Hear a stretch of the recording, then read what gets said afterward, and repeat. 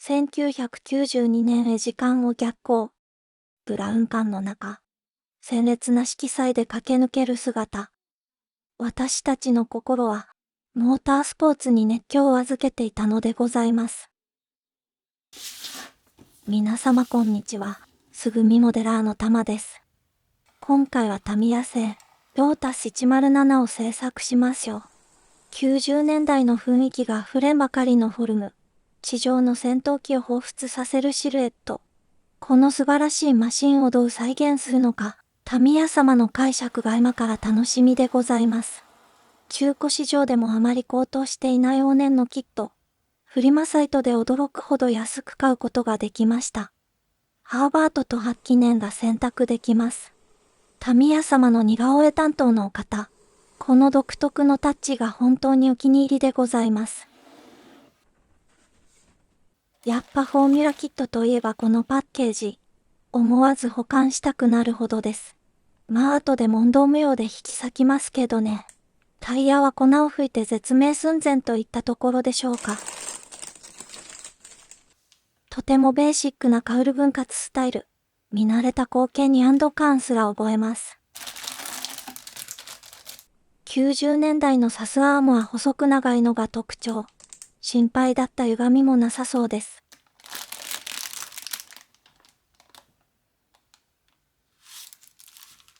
デカールは2枚セット。当時の少年たちが泡を吹いて倒れたのが想像できます。しかし意味があるのか謎な癖の強い根高。想像通りデカールは五輪中でございます。この状況を見ると、時間には厳格な規律があることを痛感します。こちらのデカールももはや虫の息。とどめを刺してあげたいくらい、残酷なまでの摂理でございます。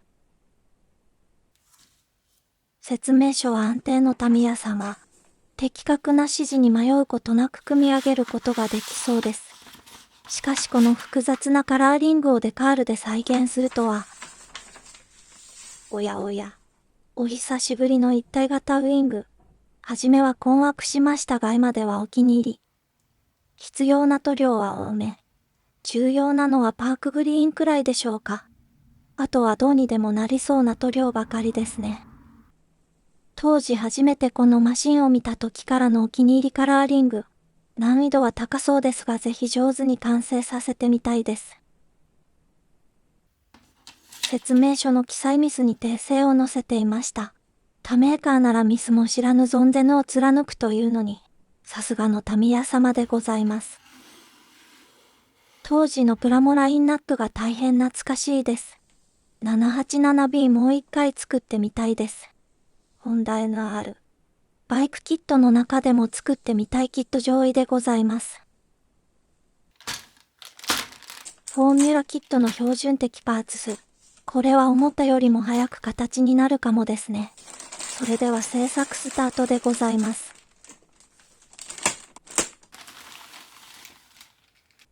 日だまりをまとったようなボディカウル。光を閉じ込めたように輝いてございます。このままカットせずにうつろな目で見つめていたいです。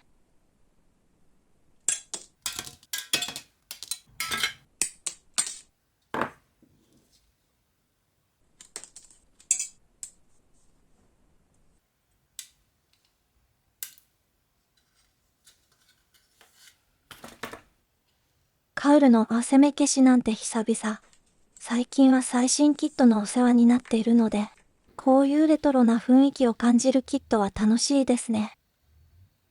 若干隙間がございますが接着剤で無理やりくっつけちゃいましょう。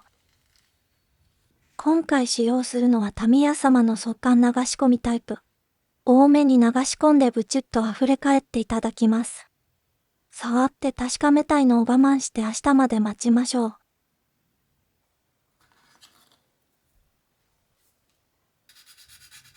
黄色なので判別が難しいですがパーティングラインがございます。綺麗に消すなんて考えずに本能のまま削ってください。どうせ削った本人もどこを削ったかわからなくなります。ですがこのキットは少々雑な箇所もございますので要注意。指先で段差を感じる箇所だけ処理すれば問題ございません。配給パーツ様のラインスクライバーで貫通寸前まで削ります。夢と希望を運ぶ素敵な拷問器具。これからも俺の心を目指して精進いたします。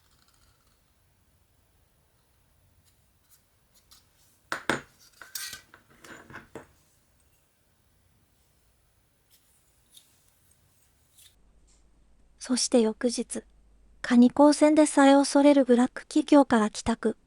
合わせ目消しの接着剤は見事に硬化していますね。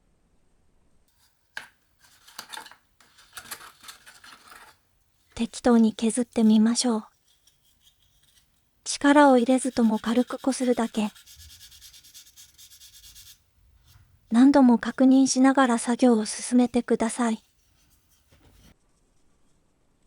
フロントノーズ周辺は断落ちモールドを意識するのがおすすめ。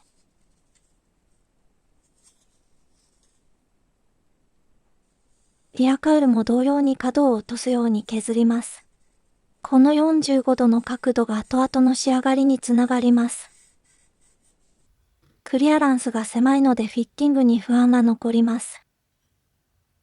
パーツをくるくる回しているときは集中力散漫になっている証拠。このパーツ群の中に紛失したパーツがございます。おそらく地球上から消滅したのだと考えられます。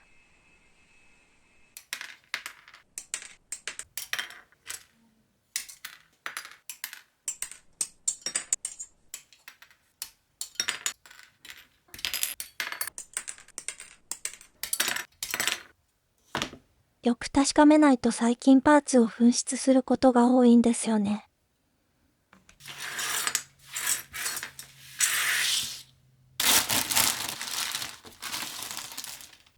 タミヤ様のタイヤマークは呼びを持っておきたいほど気に入ってございます。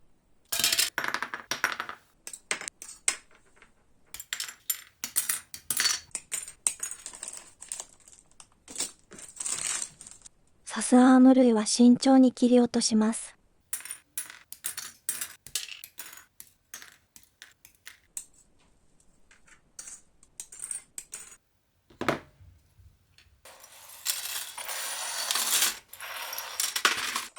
最新キットに比べたら本当に少ないパーツ数。これで本当に仕上がるのか心配になるほど最新キットに洗脳されています。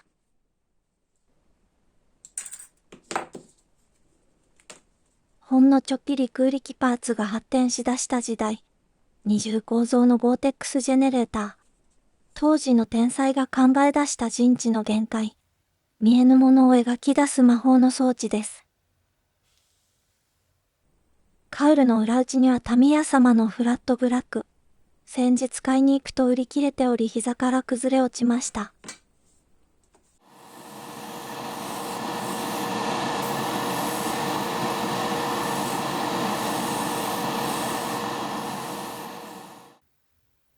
厚さ1ミリのカウル。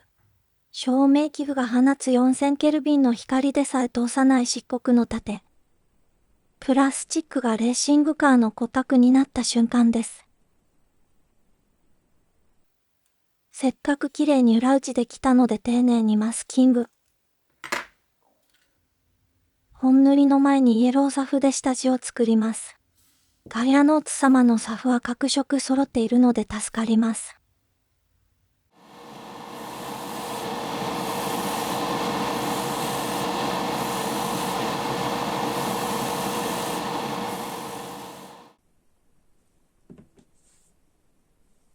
夜明けに咲くひまわりの質感。カウルの曲線が黄金のリボンのようになびきます。メインカラーにはタミヤスプレーから取り出したイエロー。数多くの名車を仕上げ続け、残りはあとわずか。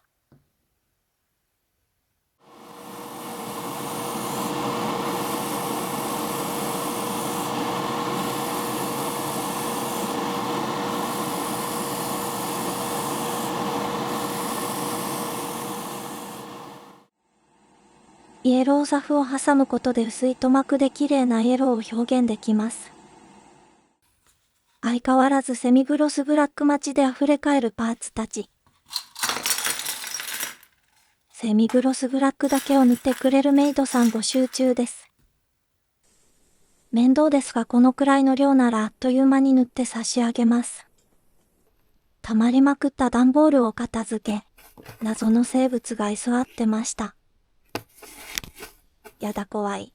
触手攻撃半端ねえ。おい黒猫。邪魔だからそろそろ出てこい。野良生活が長いとこういう場所が落ち着くんですかね。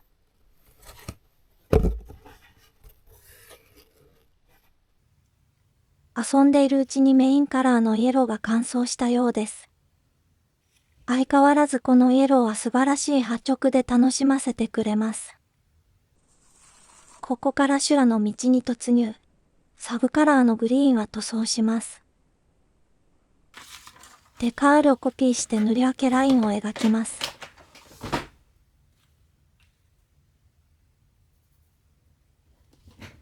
この強烈な地味作業。途中で失敗してたらどうしようと不安になることもしばしば。多少ずれていても大丈夫。誰も気づきやしませんから。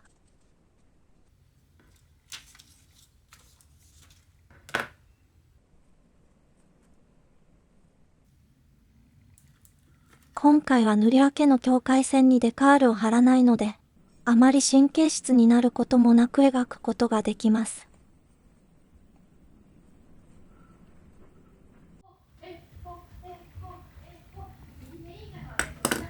でっかい娘が謎の歌を奏でています。カウルをまたぎつつ曲線を描くという難工作業。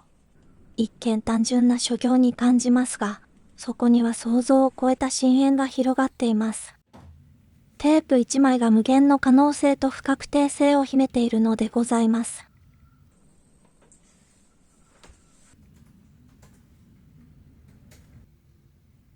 ここを塗り分けると決意した瞬間、未来の結果に賭けをしています。そしてその賭けに負けた結果がこちら。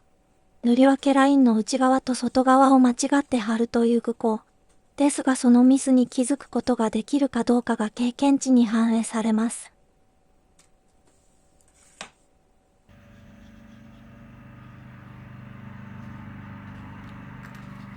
修正を終えた時刻は早朝第一陣のトラクターが通過する頃でした。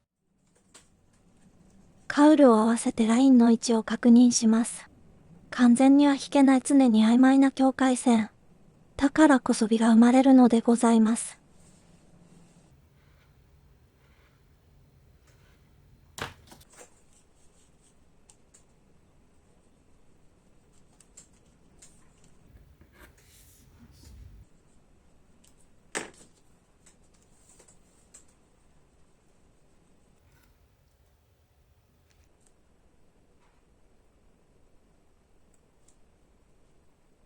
貼り終えた時に私は思います。これで完璧だ。と。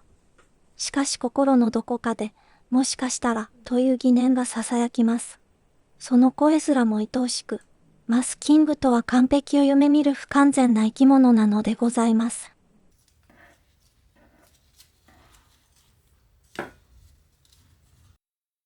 夜更けの空に満ちる光。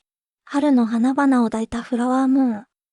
最も地球と月が遠のく夜を静かに奏でてございました。グリーンの隠蔽力が信用できないので白さ筆整えます。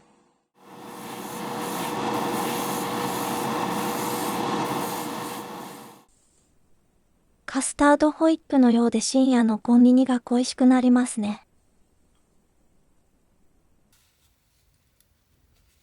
クレオス様が作り出した PS290。常に磨き上げ最高のコンディションを保ちます。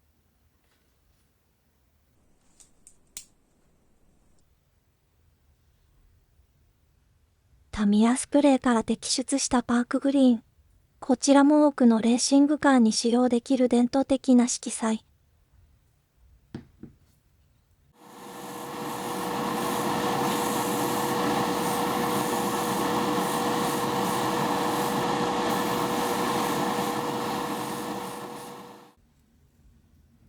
乾燥待ちにシャシーの遮熱板をマスキング。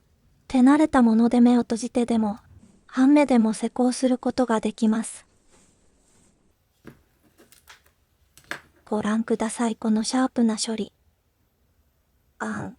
なんかおかしいぞ。これ剥がすとこ間違っとんがな。調子乗って半目でやった結果がこのざま。深夜の作業やり直しは精神的拷問が過ぎるのでございます。パークグリーンがカサカサに乾燥していました。この人工芝のような質感。紫外線で色あせそうな淡い色彩に心奪われます。マスキングテープをそっと剥がす至高の時間。まるで宇宙の秘密を解き明かすような気配を感じます。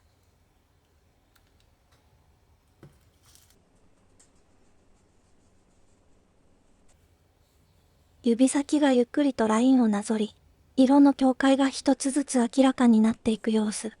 暗闇の中から星々が顔を出すように壮大です。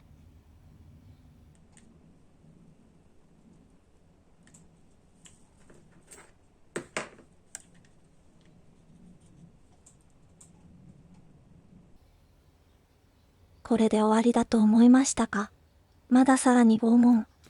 塗り分けは続きます。この黒い部分を再現してみましょう。ちなみに純正デカールですとすべて一撃で再現することができます。社外デカールにはこのグリーンやブラックは用意されておらず、このキットを仕上げる難易度は驚異的に跳ね上がることとなります。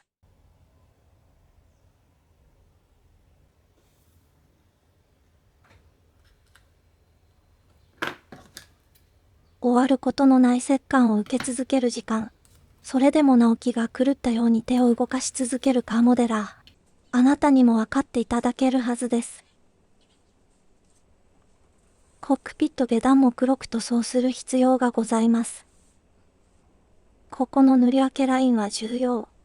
しくじるとリアカウルを装着した時に黒がはみ出してしまいます。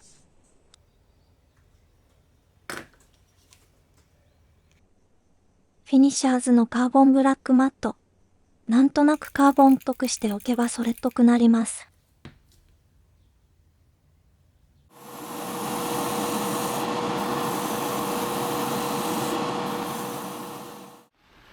まるで時を超えて佇む城塞。病院とは思えない光景に驚愕します。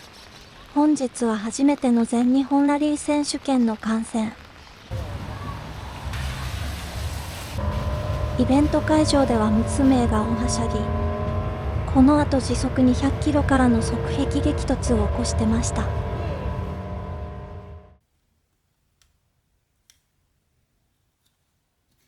果てなく続く塗り分け作業。やめたいなんて口が裂けても言えない。今更中断するなんてできないのでございます。こちらが社外デカール。ミュージアムコレクション製でございます。この複雑なカラーリングを再現するには塗り分け必須の内容。特徴的なオレンジのライン以外はスポンサーデカール。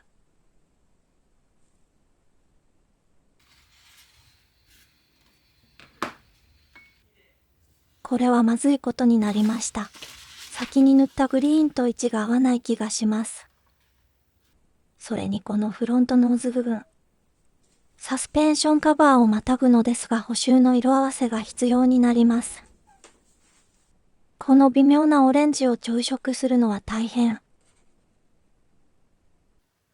やってみますか。自傷行為とも言える前塗装。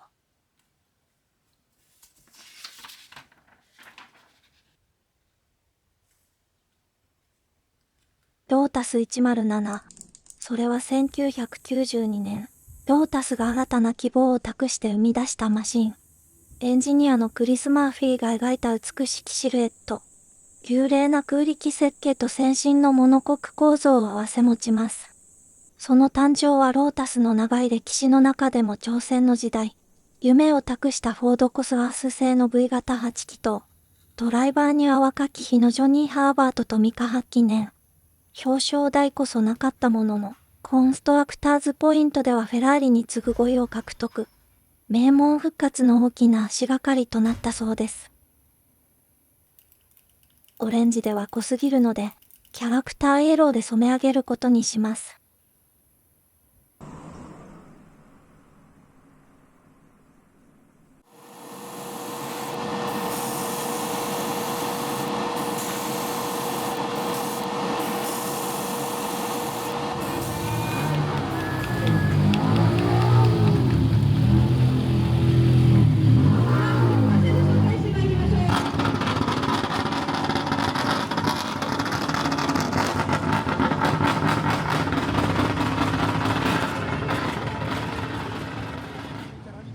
こりゃすごい。大気を震わせる凄まじい炸裂音。この競技車両がリエゾンへと向かう姿を見れたことに感動でございます。会場を見守るモアイ像。私の精神は日本から1万5000キロ離れたイースター島にあるようです。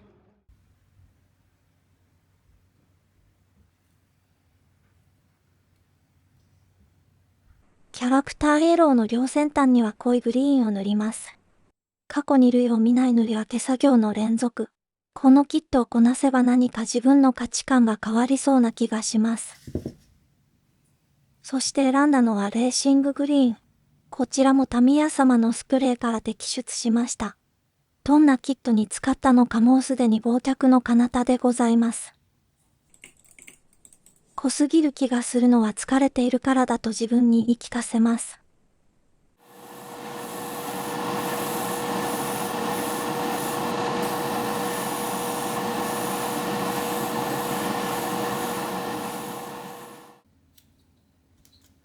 排気量 3500cc。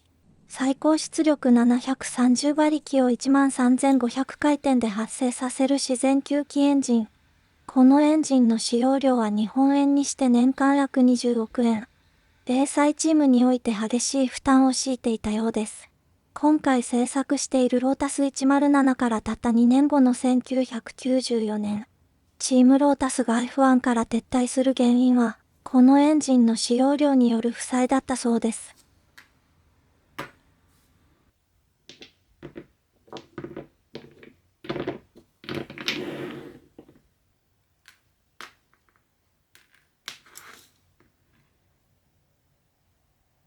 このエンジンでの F1 勝利数は10回。最後に勝利を飾ったのは1993年のオーストラリア GP。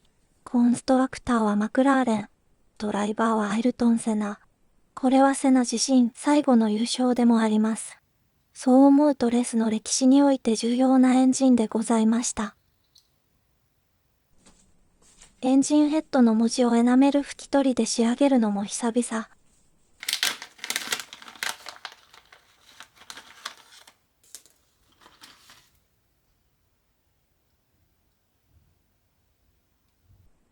今回は塗り分けばかりなのでこういう作業は心が休まります。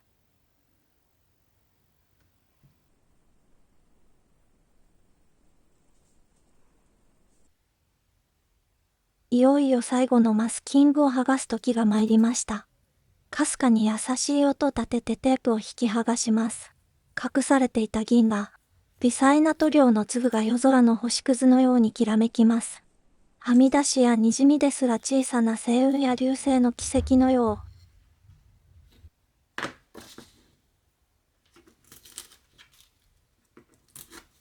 そして最後のマスキングを剥がす頃には、深く澄んだブリティッシュグリーンに太陽のようなイエローラインが流れ、まるで自然の光と影が織りなすキャンバスのようでございます。ざらついた境界線は水研ぎでごまかしてください。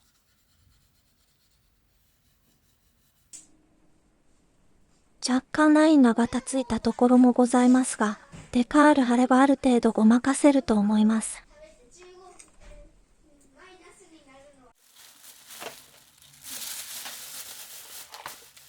娘が私におやつを買ってきてくれたと思ったら、遠足に持っていく自分用のおやつを自慢しに来たご様子。後でこっそりと一つ食べて、発狂しそうなのでやめときます。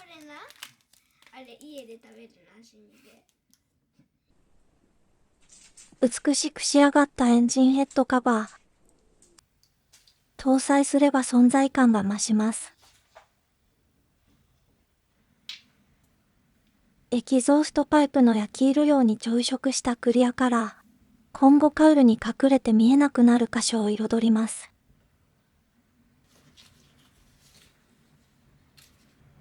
極細の 0.2mm のノズルを備えた PS270。カーモデルでは活躍の場は少ないですが、今後作るつもりでいたビプラやガンプラ用に購入しました。ニードルが細いので取り扱いには要注意。シルバーに塗装したエキゾーストパイプに熱を加えてみましょう。突出量やエアーの量を調整します。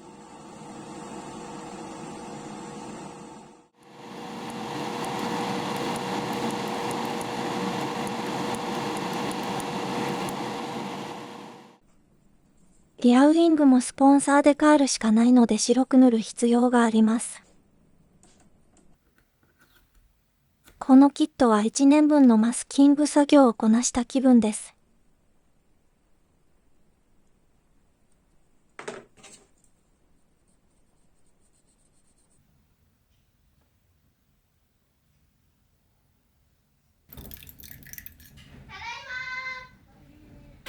アルティメットホワイトなら黒でさえ隠蔽できます。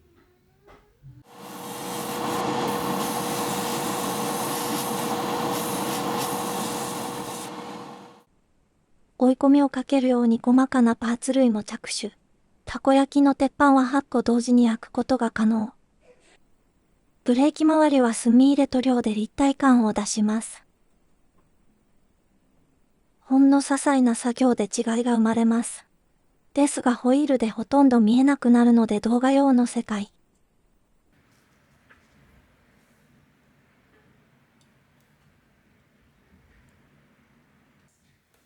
ほんのちょっぴりだけ焼けた感じが美しい。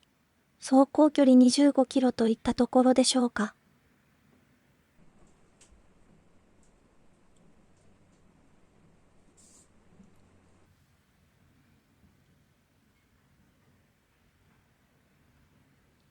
次第にプラスチック感が消えてなくなってきました。ブレーキアセンブリーを装着すれば、年間契約20億円のエンジンが姿を現します。その姿はあまりにも甘美で力強く、そして何より繊細でございます。ホイールのリムにリボン状のデカールを貼ります。ここで脱落したモデラー様も多いのではないでしょうか。いつも塗装に挑戦しようと思うのですが、なんだかんだ言いながらデカールで成功させてしまいます。このキットを購入した時から苦境の連続だということは予想していました。しかしここまで手間がかかるとは。ベネトン B188 を超える難易度。もう塗り分けに困ることはなさそうですね。日立は日本の総合電機メーカー。この頃のロータスはかつての黄金期と比較して低迷しており、日立の支援により一定の運営資金を確保していました。そして日立の国際的なブランドイメージ向上が合致したようです。日物は1970年に設立したゲーム開発ブランド。当時子供の頃に F1 サーカスというゲームを気が狂ったように遊んだ記憶。近年のゲームでは見ることがなくなった見下ろしタイプのレースゲーム。数千台というマシンをモナコのガードレールにめり込ませたのは私でございます。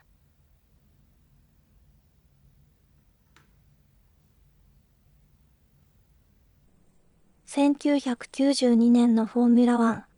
世界中が極限の舞台に熱狂していました。アスファルトを裂くエキゾーストの音。空気を弾き返すタイヤの悲鳴。燃えるようなエンジンの方向。そのすべてが見る者の心を激しく揺さぶります。その中には日本企業の夢と野望も息づいて、経済の余韻を味わうように多数の企業がスポンサーになりました。テクノロジーとブランドの誇りをかけた挑戦。マシンに貼られた日本語のロゴは、見る者に鮮烈な印象を刻みつけ、世界中に日本のものづくりと技術力を見せつけたのでございます。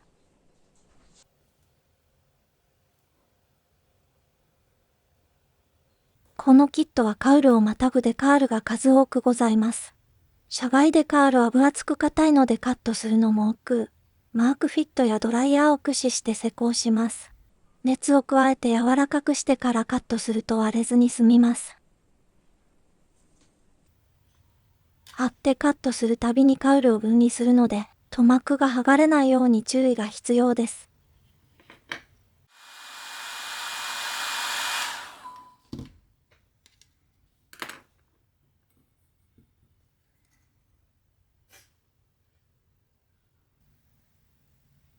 サスペンションカバーは精度が悪く浮き気味。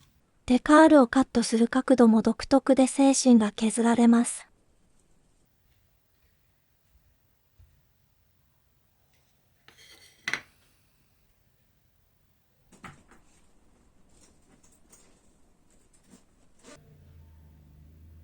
小松の創業は1921年。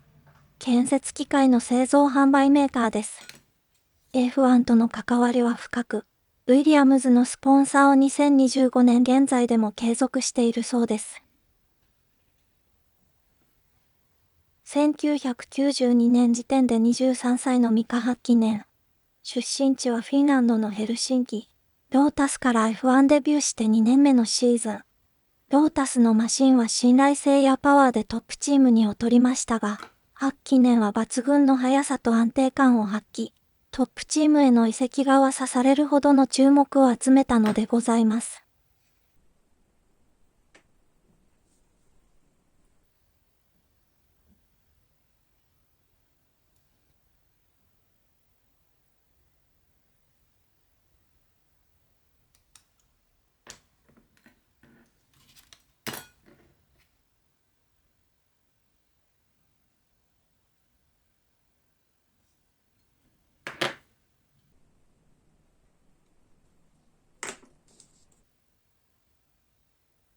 ようやくここまで来たかという気持ち。あと少し頑張りましょう。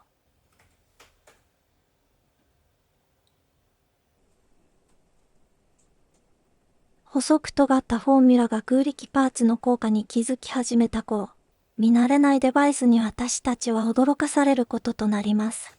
フロントタイヤ内側まで伸びたボーテックスジェネレーター。このくらいが最高に素敵なのでございます。ずっと放置していた遮熱板。1000度に達するエキゾーストパイプの熱に耐えることができます。捨てずに保管したくなるパッケージ。まあ開封したら速攻でゴミ箱行きですけどね。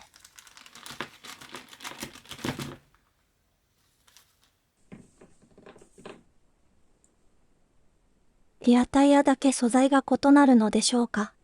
バリも盛大についているので削ってまいります。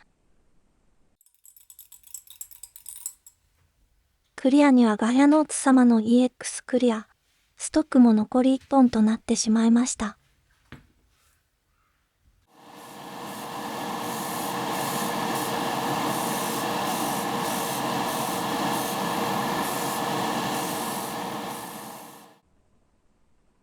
社外でカールはクリアにも強いのですが分厚いので砂吹きも多め。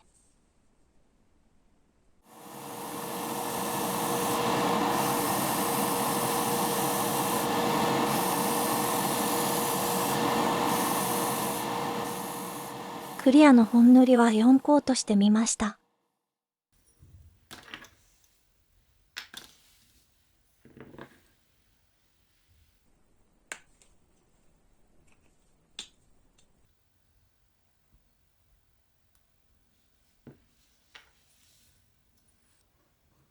そういえばタイヤのステンシルを購入したのですが、一度も使うことがないですね。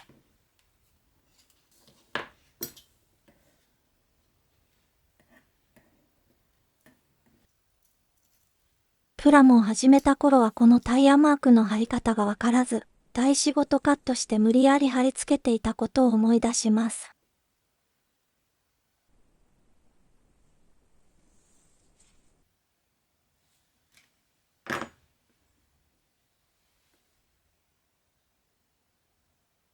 裏表にかっちりとタイヤマークで主張できるのが最高にかっこいい。これがフォーミュラキットの醍醐味ですね。クリア塗装が乾燥しました。目がくらむような色彩に透き通るクリア層。垂れる寸前を狙い続けたので塗膜も整ってございます。ですが満足できないのがカーモデラーの差が。基本に忠実に4000番から順に磨きます。塗面は綺麗に見えてましたが、研磨してみると指先にガサついた感触が伝わってきます。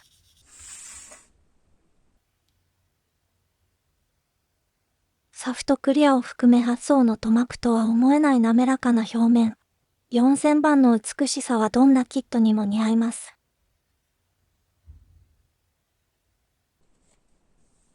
6000番は研ぎ出しで一番難しい工程。とにかく磨き込んで4000番の深い傷を消さなければなりません。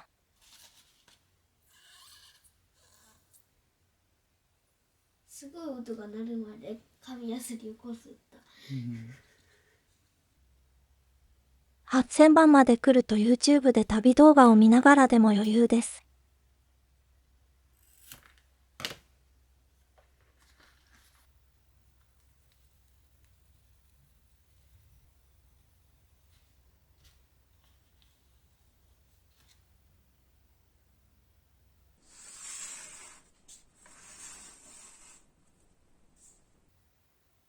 この時点でも曇ったように傷が残っていますね。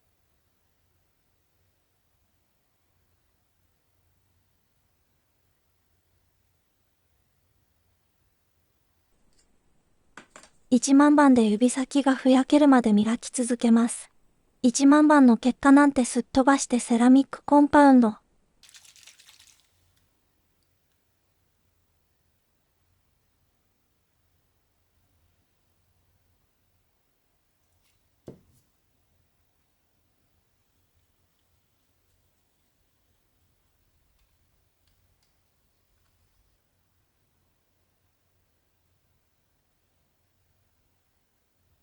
常に濡れているかのように深い艶。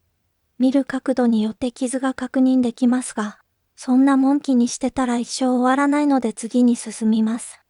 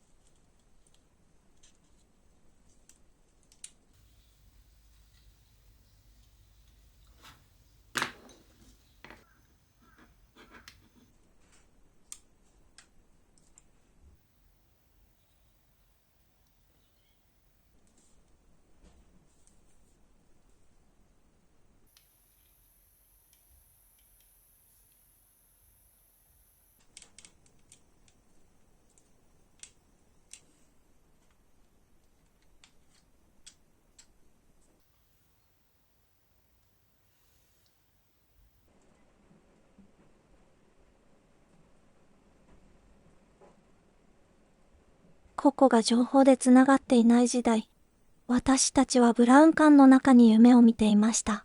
画面の向こう側で鮮烈な色彩を放つマシンに心を奪われます。深夜に静まり返った家の中に響くエンジン音。